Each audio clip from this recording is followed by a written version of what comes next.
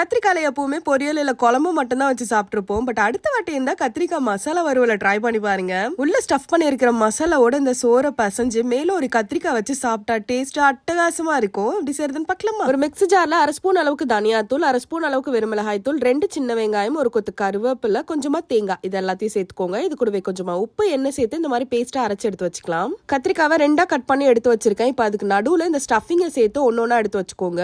கடாயில ஒரு 3 table spoon அளவுக்கு எண்ணெய் ஊத்திக்கலாம். இப்ப நம்ம ரெடி பண்ணி வச்சிருக்க கத்திரிக்காய் எல்லாத்தையுமே ஒன்னொன்னா சேர்த்துக்கோங்க. ரெண்டுமே 2 பக்கமும் நல்லா ஃப்ரை ஆகி இந்த மாதிரி குக் ஆனதும் தனியா எடுத்து வச்சுக்கலாம். இந்த மசாலாவோட எடுத்து வச்சுக்கோங்க.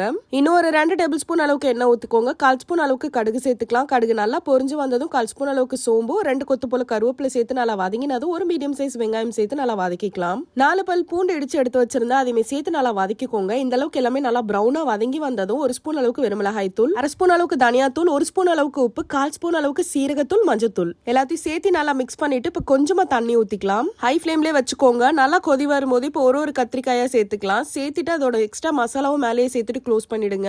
ஒரு 1/2 நிமிஷம் கழிச்சு எடுத்துட்டு இப்ப எல்லா கத்திரிக்காயும் திருப்பி வச்சிடலாம். அதே மாதிரி ஒரு 1/2 நிமிஷம் இந்த சைடும் குக் ஆகட்டும். மேல கொத்தமல்லி போட்டு இறக்குனீங்கன்னா ஒரு சூப்பரான மசாலா கத்திரிக்காய் வறுவல் ரெடி. குக் பண்ண பேன்ல சோறு போட்டு நல்லா சுட சுட அந்த மசாலாவோட பசஞ்சு சாப்பிடும் போது அவ்வளோ டேஸ்டியா இருக்கும். கண்டிப்பா ட்ரை பண்ணுங்க. மறக்காம நம்ம சேனலை சப்ஸ்கிரைப் பண்ணிக்கோங்க. பாய்.